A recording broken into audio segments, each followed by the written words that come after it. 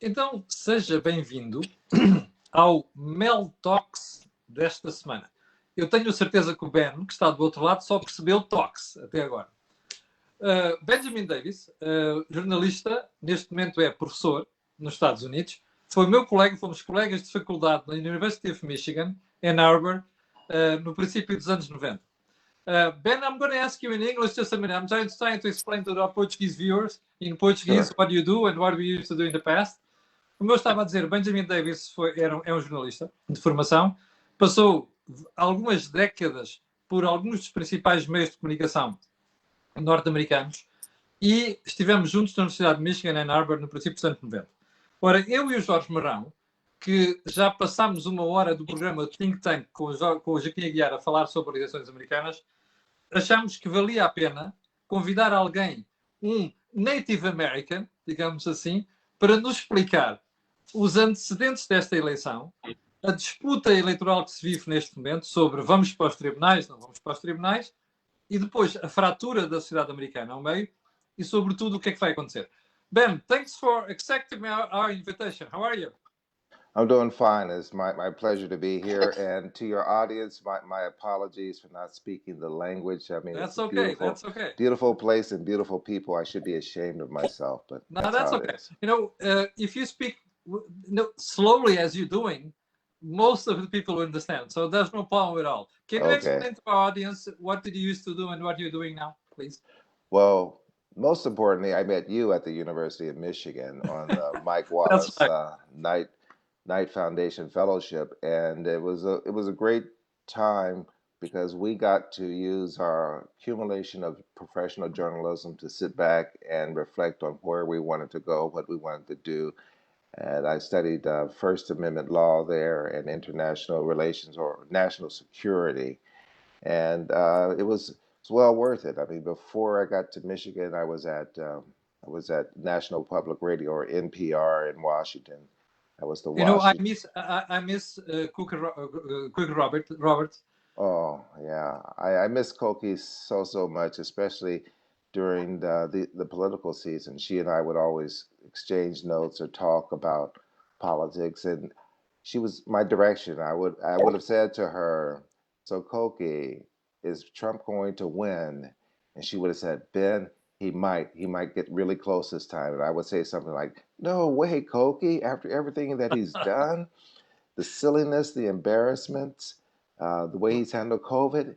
And she would probably say something like, "Well, Ben, look, there's a vast group of people out there that we are not in touch with. And I see them all the time when I travel. And he has a good chance. And the Democrats may be surprised." That's pretty much what I feel she would have said. We would always have conversations like that. And Ben, are you surprised at the outcome of the election?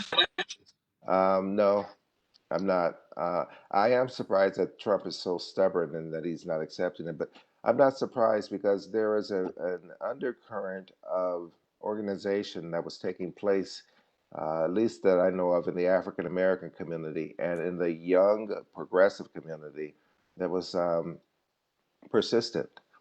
In the African American community, you could see the sororities and the fraternities and the churches organizing silently but deliberately.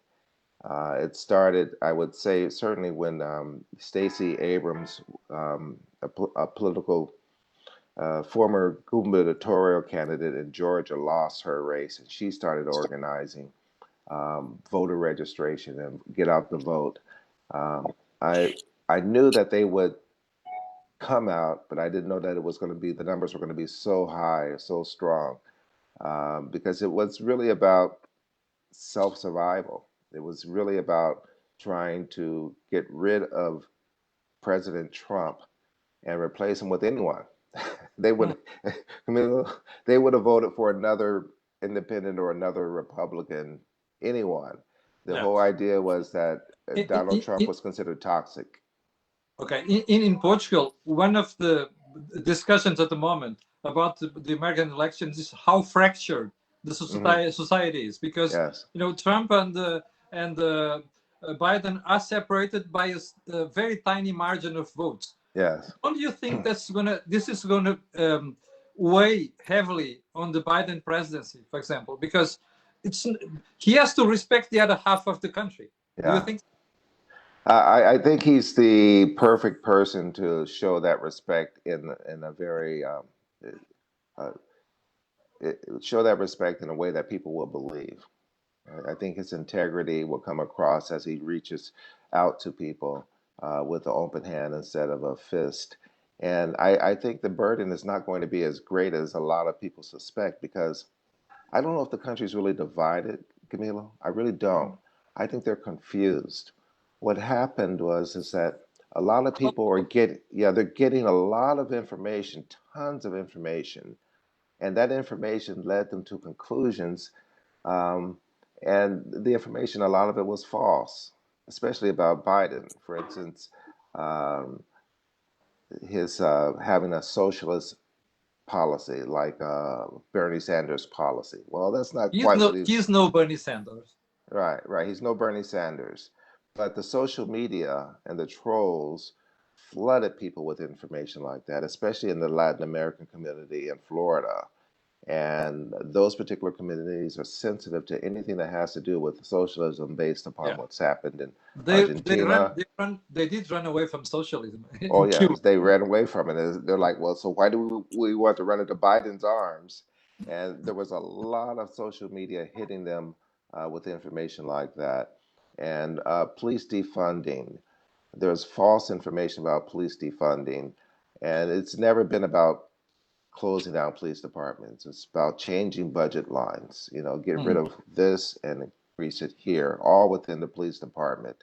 And Black Lives Matter, another, is like, well, Black Lives Matter has never been about violence, never been about burning down people's shops. It's only been about one thing, which is to keep police from abusing African American citizens. That was it.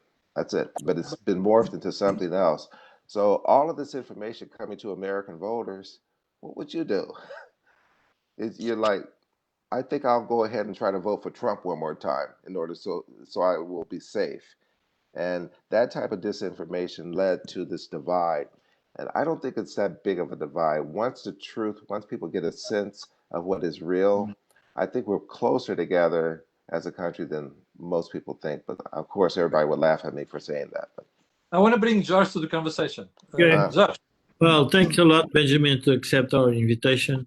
Mm. I would like to know, as you are the background on journalism, media, and working on that, what do you think was the role of the media in this process? Because here in Europe, of course, let's say, a big part of the media were aligned with the Trump, with the Biden ideas, more European social economic programs. And in relation on Trump was, let's say,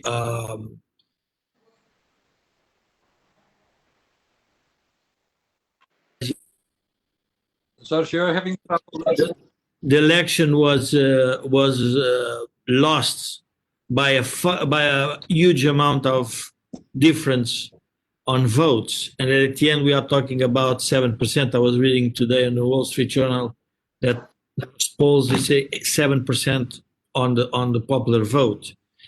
What do you think was the role of the media and the social media on this election? Because I think change a little bit the way that we are seeing the democracy and the facts, because we are a little bit confused. We are receiving a huge load of information that we cannot process, and we cannot, let's say, understand if it is real or fake or what kind of things are happening. What's your idea on that? Well, the American mainstream media was really in shock for quite a few months, a few years, in terms of how they were going to react to President Trump, because he was a media master and still is to an extent.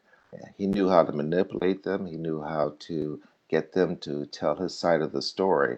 I watch certain media programs here in the U.S. that cultivated getting him on their show, whether it be by telephone or satellite or WebEx or whatever, getting him because he increased their ratings. Whenever Trump would show up on their air, the numbers went up. That meant, good numbers for them, more money for them. And then they had to extract themselves from Trump once he got elected. And that was very difficult to do. Even when he would appear on the air as president, that was still good numbers for him. So they were conflicted between what they considered to be a buffoon, someone that's foolish, but also president of the United States, and still someone who was good for their business in terms of getting good ratings. That was throughout American media, that type of approach to President Trump, but was never healthy for an informed public. He told lies after lies after lies, and there was a big debate among media. Do you call a lie a lie, or do you say a misspoke, or not exactly the truth, or mischaracterization? And for so long, he was telling lies, L-I-E, and it was just Ben, yes. But Benjamin, but all politics in general, Trump, I think, was an abuse of that strategy. But all politicians in general, they don't lie, but they omit some facts, and sometimes they use half truths. Half the truth. Yeah.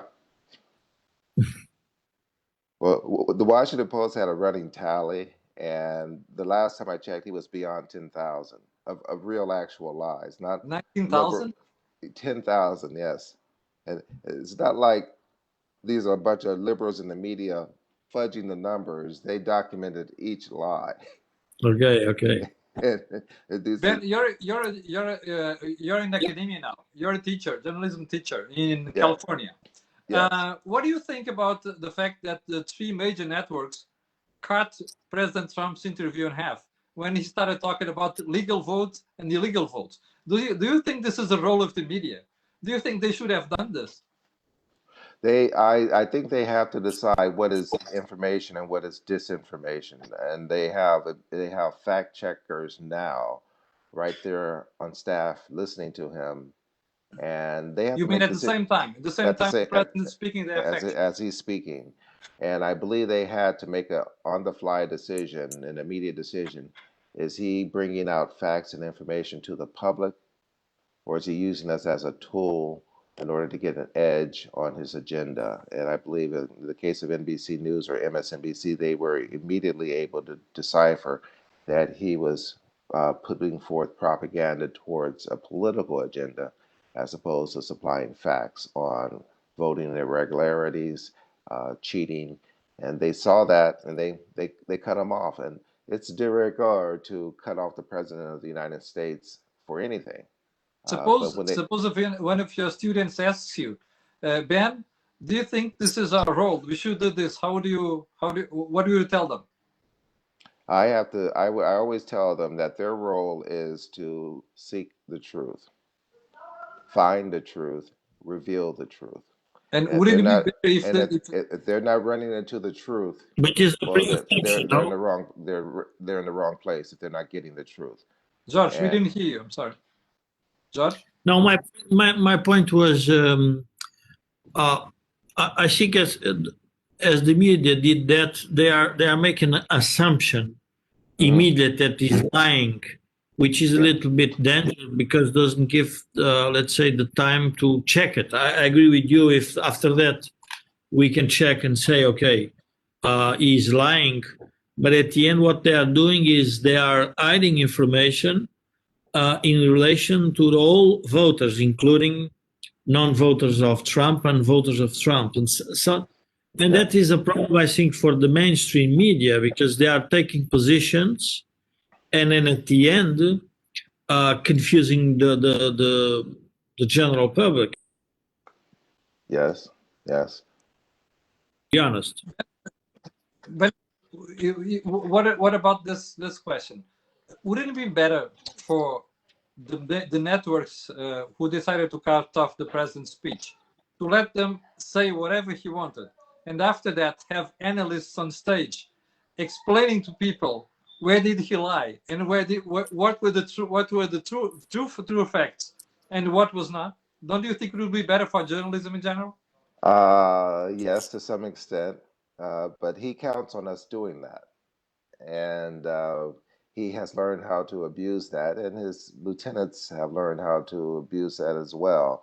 And look at it was Fox News. It's the first network to cut him off. And they always give him the benefit of the doubt. It did surprise me, it did surprise me that the Fox decided to do that. Yeah, it's Cavuto, the guy that said that they were going to cut him off. He's no fool. He recognized that they were bringing out assumptions and fears and no facts that were really going to give the American people new, fresh information that they needed. And cutting them off, I believe you have to make that call. Are you going to be abused? Are you going to sit here and let them eat up your airtime with a political agenda? Or are you going to listen carefully for facts? Excuse me. And if those facts aren't coming out, you have to make a call. I mean, our job is to inform the public, but it's also to protect the public from falsities as well. I mean, you can easily say, well, who gives you the right to say what's false? Well, the right we have is to try to be responsible. And you see something that is not factual. The person sitting in Iowa may not know that it's not factual, but you do know it's factual. It's your job as a journalist to say, wait a minute, there are no facts coming to you in Iowa. We're going to stop this for now. And you can go to our website. Websites, there are ways of making it up if you cut it off, or you can come up with the analysts afterwards, which a lot of that did happen. There were a lot of analysts later on to explain why the networks pulled the president out. You agree with the idea that democratic voters they were, let's say, voting against Trump. Oh, yeah. No, it's true, because it was very strange, but I was reading an article, and the guy was saying, okay, Democrats, they vote against Trump, and Trump voters vote on Trump, which is unusual, but which means that on the next election, a lot of things can sit your first comment saying that even they will vote in and beyond that. Yeah. There was to a degree. Yeah. Jorge, excuse me, Jorge, there was fear voting on both sides. Both sides. Voters were voting out of fear, mainly the fears that he placed in front of them, that these hordes of homeless people would be moving into your neighborhoods in the suburbs. Black Lives Matters would be taking over police departments, just endless fears. And fears on the other side, the Democratic side, was of Trump and his Supreme Court appointments and his policies to our international partners and immigration policies. There was a lot of fear on both sides that was generating interest in the campaign and people wanting to vote. And I think that what a lot of Democrats saw in Biden was a chance to stop, take a breath, have some health care on the side, and get back to a sense of normalcy more than anything, whatever normal is or going to be. But in Trump, there was the only thing that you could predict was things not being predictable. How do you explain that 4 years on, after the first term, Trump still got more votes than in the previous election? I really think it's that fear, and I think it was the fact that the fear was ginned up by him from the Oval Office and through social media, and people had assumptions about the direction our society was going in, and they basically ran for the hills, and they voted for him. I think that they voted out of fear, and he was their refuge for that fear. And he basically said, it's like the guy that starts the house fire. He comes back and says, hey, the house is on fire. I'm going to help you put it out. And come on over here and help me out. And I think that he got a lot of support that way. And social media certainly contributed to his getting a lot of votes based on fear. And Joe Biden also got a lot of votes as well. And he got a lot of votes from new voters Yeah. And young people, every year, every 4 years, you always predict, oh, young people are going to turn out and vote. They're going to turn out and vote, and they never the hell do. Or Latinos are going to turn out and vote, and they never do. But this time, both of those categories, um, young voters, a lot of my students, a perfect example, and Latino voters in certain parts of the country turned out on both sides, and because the fear built up on both on Democratic side and the Republican side forced people to get out there, and in the African American community in particular, the fear was just untenable. Never been like this before. We try to imagine another 4 years of President Trump telling cops that, yeah, go ahead and beat them up if you want. And cops feeling free to stop people like me and my son for frivolous reasons because the president has their back. So there's a lot of fear, and fear is always the wrong motivation, if you ask me. People should be informed and they should be inspired. But all of these votes came about because people had But fear don't, but driving them. don't, but don't you think that this high, unusual number of turnover in this Mm. election may end up being a bonus for the American democracy, because at least people got interested in politics. They're Oh going yeah, to. You just mentioned your students, for example. Isn't this yeah. positive? Oh, this is great for democracy. I mean, real democracy. It's Yeah. I can see a young person say, you know what? I listened to my uncle. I went out and registered and I voted, and a difference was made. And in this case, the difference was that President Trump is not going to serve a second term. Um, the organizations that were put in place behind getting people to vote, all of that has worked in favor of democracy. I am so optimistic on democracy. I'm not down on it. I don't think it's in danger at all. And I think even the situation of Trump trying to use the courts, and at the end, because the numbers are so, let's say, the turning the elections will be so difficult. And I think is a way of strengthening the idea of the institutional of democracy of America, saying, okay, we vote, you use the courts, and at the end, everything was decided. And I think could be a big Yeah, the courts have taken a very sober. US. Yeah. The courts have taken a very sober approach to democracy and a respect for democracy. And if politics, the decisions based that we've seen so far that have gone against Trump have basically said, are you endangering democracy or are you helping democracy? In other words, are votes really being taken away or hurt, or are you creating an issue that is not there? That's the approach the courts have taken, and it's been helpful. It's been good. It's been encouraging.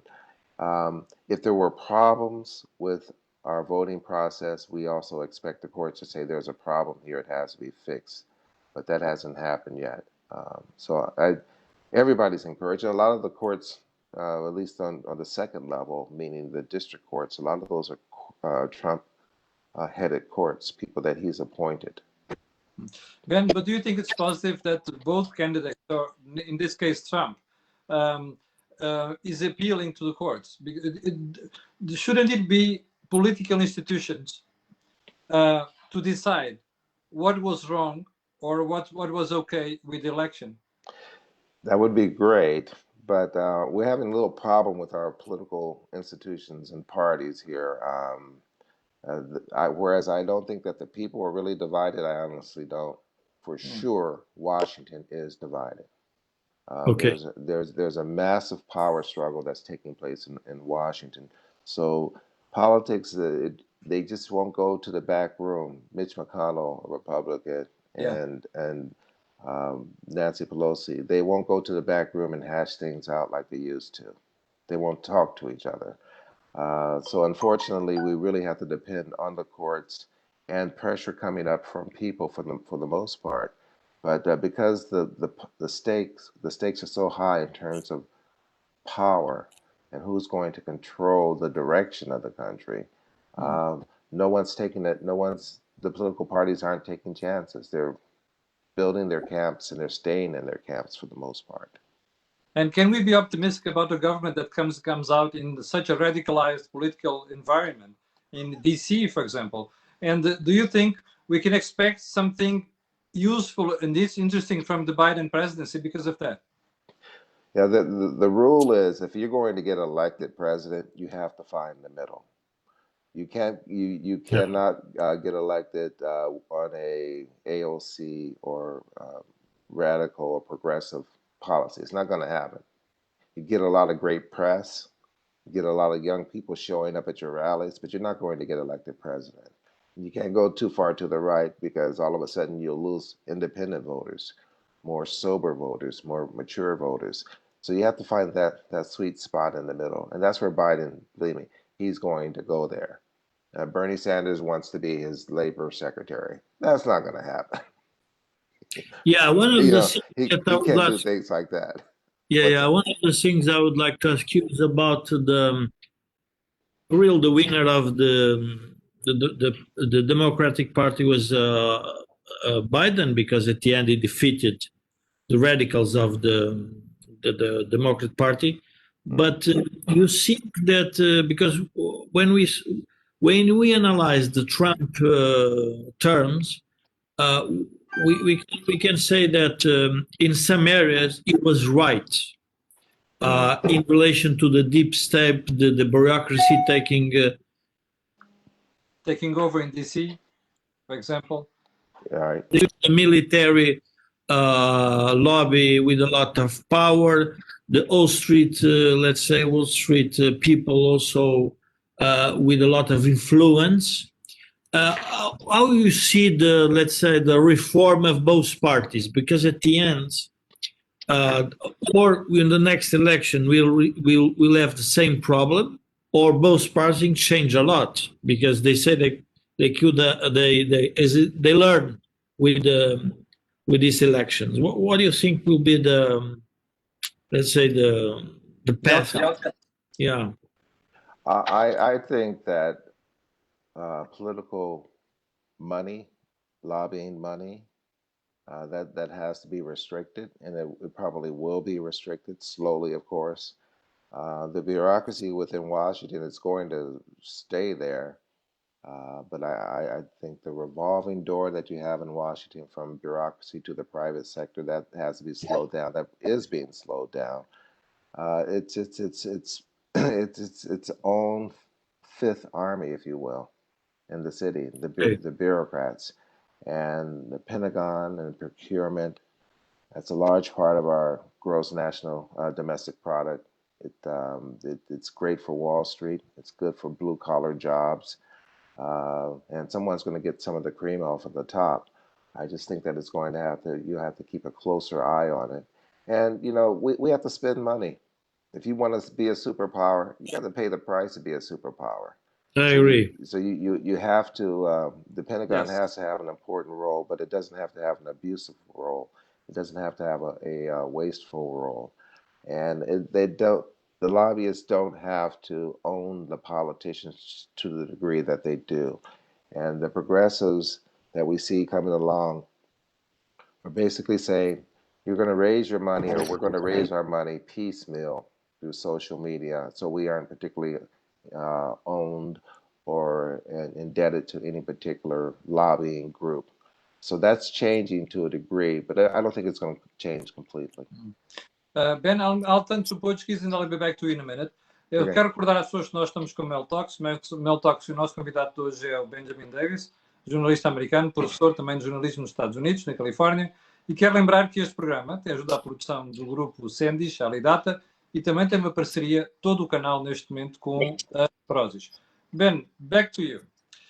I've been sitting here listening to you for half an hour, and you've mentioned several times that the outcome of the election is already decided. Yeah. But one of the topics here in Portugal, and we are discussing it very often, is the fact that Trump is appealing to the courts. So there are some Trumpists in Portugal who believe that the outcome will be different. What do you think? It's over. It's Yes. over because it's down to simple math. And the thing that he doesn't like is science. Well, and in this case, it's science, if you want to call math science. There's no way he can change the numbers. That's why Pennsylvania was so important. If a judge in Pennsylvania said, okay, all of the votes that you've contested, we'll go ahead and recount them, and they're recounted, and he wins, not wins, but all of those votes go to his side.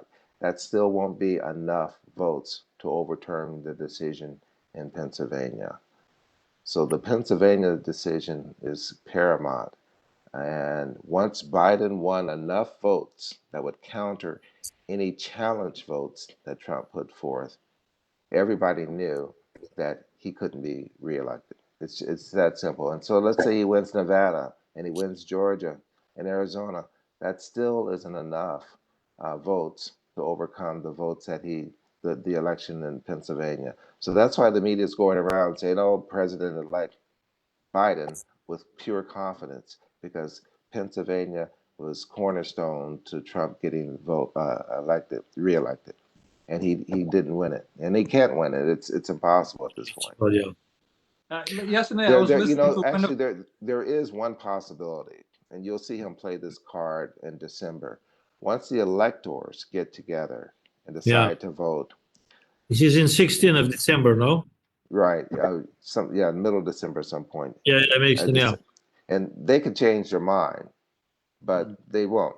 The electors won't change their mind. As a matter of fact, I believe they're obligated, in some states are obligated to vote as their particular state went.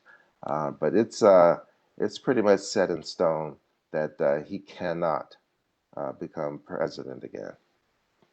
One of the vote, which will be very strange, because that will destroy the electoral structure of the country, no? Yeah. The winner. What I'm saying is, if you use that card, it will destroy the nature of the American democracy. The winner of a state is the winner of the state. Right. It's not a majority. It's not the representation of the European parliaments, or it's not the same structure, no? Yeah, he will. I believe he will try anything that he can in order to stay in power and to keep from being called a loser. But he's a loser. So and he's fired. No getting around that. He's fired. He's fired. He fired himself. But guys, can I make this one point? It may sound as if I am really super partisan against Trump. I'll tell you, I'm super partisan against a person that has denigrated the office of the presidency, not Trump. It's what he's done to the presidency, the office itself, that I am so discouraged about, so upset about. I could live with the other things. Ben, do you see any similarities between the Trump presidency and the Nixon? Nixon had grace. Trump doesn't. Nixon found humility. Trump will not. No, that different. Nixon resigned. Trump won't. Trump's been fired. And do you think he'll be back in 2024? I don't think so. I don't think it'll be good for his personal business. I think he has to deal with more than $400 million in personal debt, and going into politics will not take care of that. So, so you are suggesting that the Democrat voters give money to him in order to settle these accounts. Okay, makes sense. One question that I have is related with the radicalization of American society. You think that this idea of the white supremacy is really a problem, or you think is inflated by media, by the radicals of both parties? Well, I can tell you, as an African American, white supremacists have always been there. Yeah, we've never doubted it. I mean, immigrants to the U.S. would always say, "Oh, you guys are crying wolf. It's not that bad." And that happens to be my wife, by the way, who's an immigrant. But we know that it's always been there, white supremacists. It's just that now they feel more emboldened to come out and show their faces. But their numbers get smaller as time goes on. Their message stays the same. Camila, I'm going to have to get my AC cord in about 2 minutes, if that's okay. I apologize. So just let me know when to take the break. It'll take me about 30 seconds to plug it in, okay? Okay. No, you can. Yeah, you can plug it in now while I'm talking with George, and I'll still have a message for our audience. So Okay. in the meantime, if you only can plug it in. Ok, stand by. Bom, quero lembrar às pessoas que nós estamos com o MEL Talks. O MEL Talks, como sabe, é um programa de parceria entre a Cor do Dinheiro e o Movimento MEL, Movimento Europa e Liberdade. O Jorge é uma das pessoas ligadas ao movimento e, portanto, nós semanalmente temos aqui conversas sobre liberdade económica. Decidimos esta semana, até pela forma como nós em Portugal noticiámos tudo o que que envolveu as eleições americanas e toda a polémica em torno das eleições americanas, decidimos que valia a pena convidar alguém do outro lado do Atlântico para falar sobre aquilo que aconteceu nas eleições, os antecedentes, esta radicalização que vocês ouviram, e eu estou neste momento a fazer uma súmula daquilo que foi a conversa com o Benjamin Davis até agora. Estamos a tentar perceber como é que uma pessoa que conhece bem o establishment político americano, até porque o Ben passou por vários major media nos Estados Unidos, tentar perceber como é que eles encaram isto. A radicalização da sociedade americana, a fratura da sociedade ao meio e, sobretudo, o que é que Biden pode fazer para mudar esta estrutura e aquilo que vem aí. O MEL Talks, como eu disse há bocadinho, e o Think Tank são dois programas que têm ajuda à produção do grupo Sandys Alidata e também sabe que o canal passou a fazer uma parceria recentemente com a Prozis. Enquanto o Ben liga ali o computador à corrente para não ficar sem bateria e não perdermos o resto do programa, Jorge, qual é o balanço que fazes neste momento, olhando para aquilo que foi dito pelo Ben, sobre a possibilidade de Biden resolver este rift, esta divisão dentro da sociedade americana? Achas que é possível e achas que isto não vai influenciar a presença de Biden? Não, eu, ao ouvir o Benjamin, fiquei com a percepção que o tema do deep state, ou seja, aquilo que o Trump queria combater, que eram as forças que estavam a dirigir a política americana, que tinham realmente força. Ele reconhece que há uma necessidade de enfraquecer os lobbies a vários níveis, mas também reconhece a ideia que a América não pode querer ser uma superpotência e depois não querer gastar o dinheiro e que os militares... Ben, while you were trying to plug your computer, we were summarizing part of our conversation. Let me turn to another issue. Supreme Court. I remember when I went to the University of Michigan, I used to read a lot about Supreme Court in the U.S. Trump nominated 2 judges. The last one was Amy Barrett. Do you think this will change the nature of the Supreme Court, or the judges are so independent, so serious, so honest, that they can maintain the importance and the prestige of the Supreme Court itself? I think they're going to do exactly what everyone fears that they will do, for the most part, not in every decision. I believe their approach to a woman's right to control her body decisions are going to remain conservative. I believe their approaches on law enforcement will continue to remain conservative. I don't think any of that will change. I think wherever Justice Roberts is able to have influence, there may be some objectivity, move towards the middle, centrism. But for the most part, I think it's going to be a conservative court. And the U.S. Congress will have an opportunity to expand the court to 11 or to 13 in order to balance it out. And I'm not opposed to that at all. I mean, the court really has to somehow represent the nation, not only in terms of culture, but in decisions. And if it makes it too far to one side, well, then they will lose respect because they have no enforcement policy. They just sit up there in their high chairs and they make decisions and everybody says, okay, yes, we will follow them. If they make decisions that are grossly unpopular with the American public, once the public starts ignoring their decisions, they have no way of enforcing it. So it's incumbent upon them to be sober and mindful of all of their decisions. They can't go too far to the left or to the right. So I think that no one knows. As you know, one of my mentors, Nina Totenberg, always says, you never really know until they come out and they make their decisions. But in the past, Ben, when you look at the judges nominated to Supreme Court, so, I mean, from the 80s, for example, when I started reading about the Supreme Court, you've noticed that some of the appointees were so extreme, so radical. Take Clarence Thomas, for example. Yeah. But in the end, when after being invested in the job, they started being more mainstream rather than radicals. Do you think it's going to happen that now?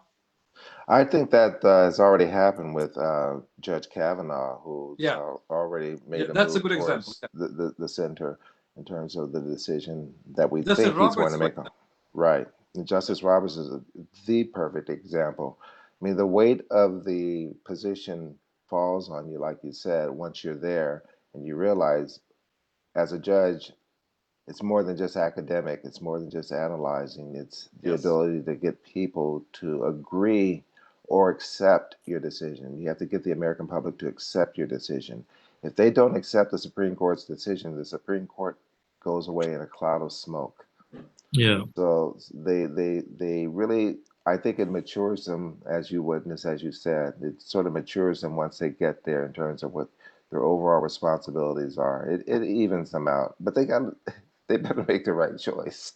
They have to make the right choice. One curiosity. On a divided society, as was expressed with this, with the result outcomes of the election. George, you experience some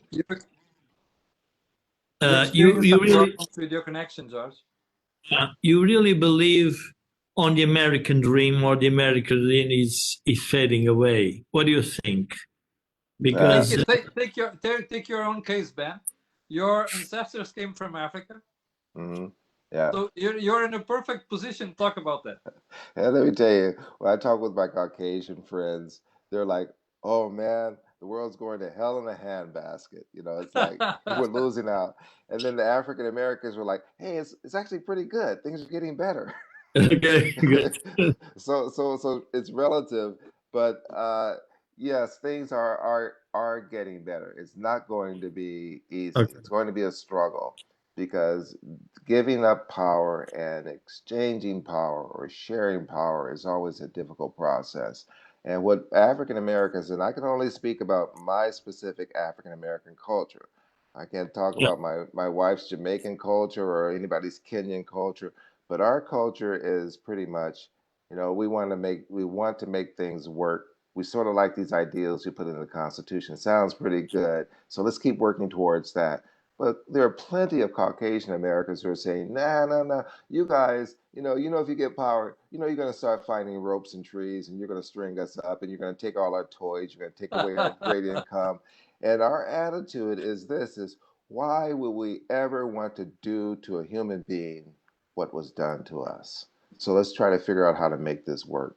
That's the African American approach to the future and to politics. And we really want people to believe that it's sincere, because the converse of that is a horrible nightmare for everyone that's involved. Yeah. Do agree. Ben, what about the power struggle in Congress? House of Representatives, Senate, and the presidency? I'm sorry, could you repeat that? The power struggle in Congress. The House of Representatives, the Senate, and the presidency. Well, Nancy Pelosi is a master. She's what they call a master vote counter. She knows exactly how many votes she'll have on any particular piece of legislation. And she knows how to bring people to her side. She knows how to twist arms. And I have full confidence that she's going to get some of those 8 Republicans that just joined her ranks in the Congress. She'll get them when she needs them in order to get legislation passed. On the Senate side, we'll see what happens in the state of Georgia. Yeah. The Democrats could gain 1 seat, they could gain 2. I think they're going to pull all stops out in order to get those 2 Democratic seats out of Georgia. The alliance that got Trump out of office, they're keeping everybody together. They're telling everybody, don't go home, stay right here. We need you to go back and vote one more time. plus even more. And it's critical. I don't know if it's really a good idea to have a majority in the Senate Democrat, majority in the House Democrat, and a Democrat president, because it lends to abuse. But so much has changed radically in the past 4 years that you sort of need the pendulum to swing to the other side almost radically in order to get things back to the center. One provocative question. Do you think that Pfizer announced the vaccine this week because they didn't want to announce last week before the election? Well, let's see. Pfizer's a German company. Let's see. Angela Merkel is German. Let's see. Donald Trump hates Angela Merkel. I don't know. I really don't know. Conspiracy theories. Yeah, conspiracy stuff, you know. Well, suppose, Ben, let's, we are approaching the end of the program. I have one question. I have one question. George, go ahead. I have another one. Go ahead. George. The Republican Party is saying that Pelosi will play a game. You think that the Republican Party will like to get rid of the Trumpists, or they'll, let's say, a part of them will stay with these main ideas? I don't. No, they can't. Trumpism is now an ideology. It can anyone that gestures the right way, says the right words, can step in and become a Trumpism person, Trumpist, if you will. It's an ideology, and it's part of the Republican Party, whether they like it or not. So it won't disappear. It's going to disappear. Yeah. Ben, Biden is 74. Suppose he has a health problem, or if he dies, knock on wood. Okay. Do you think Kamala would be a good president? I think she'll be a tough president. What do you mean by tough president? She was a tough prosecutor. She took on American banks and made them say uncle and made them pay money that they knew they owed to their consumers. She was tough on crime to the point to where African American males didn't want to vote for her because they thought she was just as bad as Trump in some respects in terms of being sympathetic to police as a prosecutor. She's a tough lady. I think she would be a good president. If I have a concern about her is, does she have the ability to reach across the aisle, reach to the middle class, reach to the people who have those fears that we talked about earlier? Does she have the ability to allay their fears? That would be my biggest question about her. But why do you think she can be the nominee from the Democratic Party next election? I think she could, because she'll be in a great position to raise money. I think she could be the nominee. She'll have the infrastructure in place. This is the infrastructure that they used this time around. Was one that Obama built, that architecture with his PhDs, his mathematicians, and his people on the ground. So she has a winning architecture there. She'll get the money, and I think she can get it. But if she's too far, if she's hanging out with Bernie Sanders too much, and she's hanging out with the conservative Democrats too much, it's not going to happen. I mean, she won't win the general election. But if she finds that sweet middle, which Joe Biden apparently is an expert at finding, I think that she can get the nomination. I think she can win the general as president. In order to get the nomination, she's pretty much going to have to find one side or the other in order to get the nomination. Yeah, she becomes. George, any final thoughts? No, I appreciate the ideas of Benjamin. I think he gave us a general good idea about what happened in America, and I like his transparency. Now is here and the approach of the facts and what happened, because in Europe, to be honest, reading the press was a mess, because we are not sure about what is happening, because people take sides in and not giving facts, and that was one of the main problems that I saw in the elections. And the other point is the second elections that we have a fight in relation with the results of the votes, because on the Trump era was the rush It's very strange for the biggest, one of the biggest democracy in the world, no, in terms of economic power. I missed part of it. You froze there for a second. George was asking you. George is concerned about two problems. You know, The litigation that the Russians meddled in the previous election, and now it's the mailboxes. So it's two problems that not happening. That's unbelievable. Yeah. Well, the Russians came back this time around. They were social media was more prepared for them, at least the companies were, but they were there. The trolls were still sending information to specified communities like the African American community, the Latino community, suburban women. They were still targeting the elections. And I think that contributed not just the Russians, but the Iranians, at least our intelligence agencies say. So the Iranians were involved. And of course, North Korea was involved. But all of that interference still exists, and it always will. I mean, heck, the United States. That's why America is always a great country, man. Yeah, and we did the same thing to other countries as well. It's just we just have to be more prepared for it when it comes. Yep. But I think that the democracy is safe. I don't think it's not going to disappear. We have this ability here to say, look, we want to survive towards something that's better, and we fight for it. And the media. Go ahead. I'm sorry. No, and we have to be thankful to America because you're a lighthouse in terms of democracy. Yeah. So America is an inspiration for us, even in bad moments. Yeah, well, we want to stay that way, and we know there are better angels have to come forth the best way we can, and we will. We know we're going to have flaws. That's for darn sure. Of course, we will, but it's well worth preserving and keeping it going. Yeah, Ben, thank you very much for being with us, and I hope everything goes well with you. And I hope to see you in Portugal in a couple of years' time, because I forgot to tell people that you have been in Portugal investigating about our past to write. Oh, excellent! To write your book. I love to come back, and I love the past. Actually, the Portuguese past is an inspiration to our solving our own racial problems in the U.S. And you know my story on that. But, we spoke a lot about that when you were in Portugal. Yeah. Yes. Okay.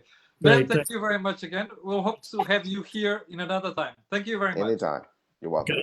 Antes de fecharmos o programa, Jorge, deixa-me só lembrar às pessoas que o MEL Talks, que é uma parceria entre o Cor do Dinheiro e o Movimento MEL, e que este programa e o canal têm uma parceria com Prozis e que este programa te ajuda à produção do Grupo Sendis Validata. Obrigado, fique bem. Nós voltamos daqui uma semana. Amanhã às 8 da manhã, já sabe que vai levar comigo para lhe atazanar o juízo. Obrigado mais uma vez. Com licença. Thank you, Ben, again. Thanks. Bye.